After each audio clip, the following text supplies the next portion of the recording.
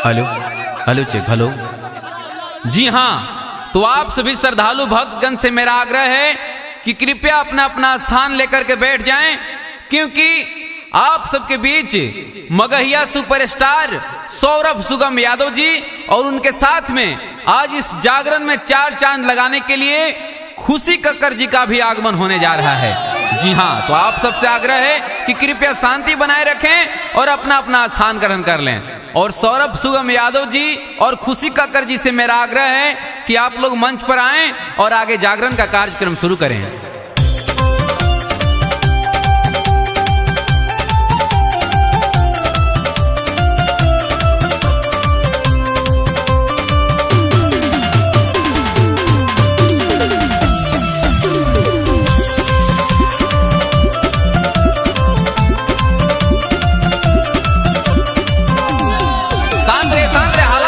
सब लोग शांति बना के बैठे रहिए। Hello hello hello. कमेटी के लोगों से मेरा आग्रह है कि जो भी बीच में घुस कर रात कांड करने की बात करें, कृपया इनको साइड करें और जागरण का कार्यक्रम शांति पूर्वक चलने दें। लीजिए माइक लीजिए सौरभ सुगम जी और आगे का कार्यक्रम शुरू कीजिए।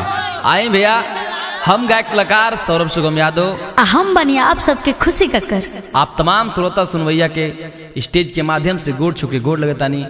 आप लोग अपने अपने स्थान से अपने भाई को आशीर्वाद देने का काम कीजिए। जय हो। आई कोनो भी कार्य करे से पहले बाबा गणेश के घोरावल जाला, तो आप लोग प्रेम से बोले गणेश भगवान के हो।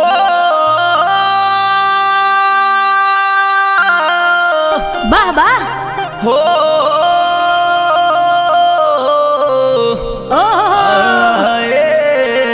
मोरे मैया, प्रेम से साचे दरबार के वक्रतुंड महाकाया सूर्यकोटि समप्रभा निर्विघ्नं कुरु मे देवा बाबा सर्वकार्येषु सर्वदा। प्रेम से बोले गणेश गणराज के। आई एगो भजन से सेवा बा। कैसे बा तले के चुनरिया मैया ओ हरे लियो दुआरिया खोला बजड़ के बड़ियाना। बाबा अरे खोला बजड़ के बड़ियाना। ए टिंकू भैया आई तब भगता बोला जय करिया मैया फेर नजरिया ना।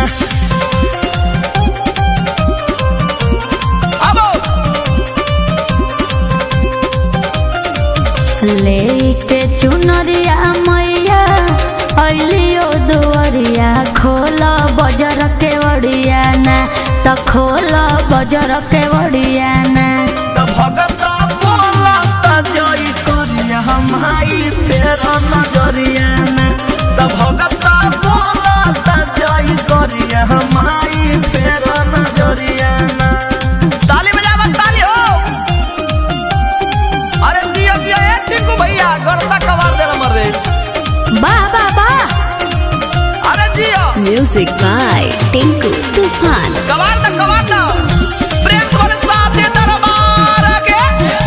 तब भगता बोला जय करिया माई फेर नजरिया ना। तब भगता बोलो जय करिया माई फेर नजरिया।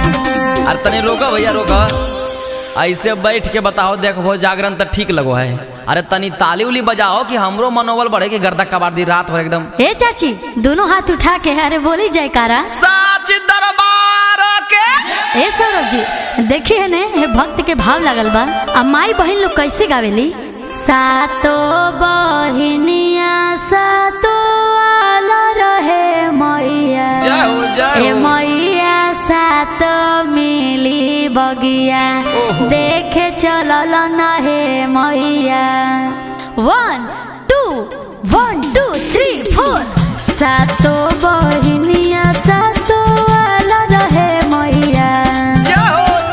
सातो बहिनिया सातो आलो रहे मैया, ए मैया हे सातो मिली बगिया देखे चलल न हे मैया, ए मैया हे सातो मिली बगिया।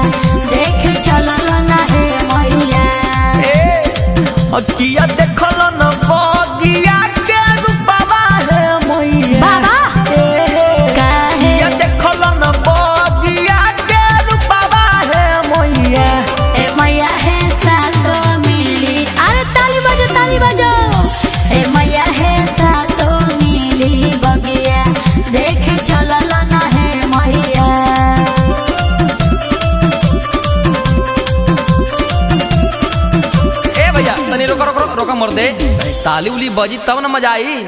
ए खुशी जी, हाँ जी। हमरा लगो को ने कि तोरा महिला संगठन में दाम न है। ऐसे क्या बोल रहे हैं जी? अरे हाँ जी, तो देखा महिला के पावर, दिखाओ। एक बार दोनों हाथ उठा के बोली सच्चे दरबार की। देखनी तनी अपन संगठन दिखाई, मर्द वाला संगठन कैसन होता है। बस थोड़ा सा बर्दाश्त कीजिए। हाँ तो टाइम मत पास काहे कीजिए। मौसा हरे नानू सब लोग जयकारा कस के बोली है, प्रेम से बोले दुर्गा मैया के। अरे जियो एक खुशी जी, हाँ जी। जब गांव दे हाथ में केरो भूत पकड़ लेल को तब भगत जी लोग कैसे गाबो अखिन? कैसे जी कैसे, तनी गा के सुनाई। आई आई सब लोग पहले बैठी।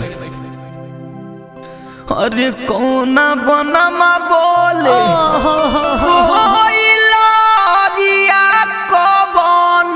बाबा, अरे बनमा मोर बोलुए हो मैया।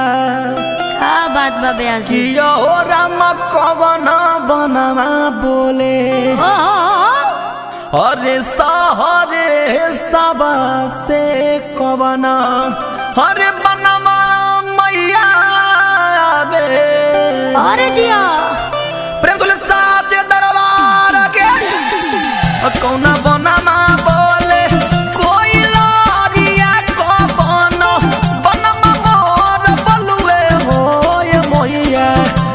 यहो राम कवना बनमा बोले सहरे सब कवना बनमा मैया बे। किया हो रमा कमना बनवा बोले सोहरे सावा तो कमना बनवा मैया आवे हैं। हाय देखी शेखपुरा के विधायक बड़े भैया बीए सम्राट जी की तरफ से बहुत बहुत पुरस्कार, भैया के प्रणाम। बस माई ऐसा ही इनकर जिंदगी में चार चांद बनल रहा।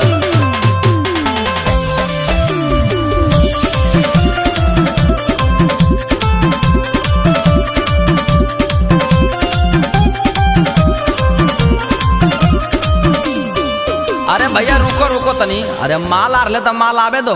हाय देखी पटना के मैक्सो हॉस्पिटल के डॉक्टर विक्रम भैया और पवन भैया की तरफ से बहुत बहुत पुरस्कार, भैया के प्रणाम। और माई बस भैया पे ऐसा ही कृपा बनौले रहा। अरे बनल रहे नई हरवाए मैया, अरे बनल रहे हो ससुरावा तई है बरवा दी है मैया। अरे चमकत रहे हो से नूरावा। लाठी चलता लाठी, हम रात कांड करबो रात कांड। हमार नाम हो जानो इनकी करेक्ट सीट हो। देखिए आप लोग बार बार लड़ाई कर ले रहे हैं, आज का कार्यक्रम समाप्त किया जा रहा है।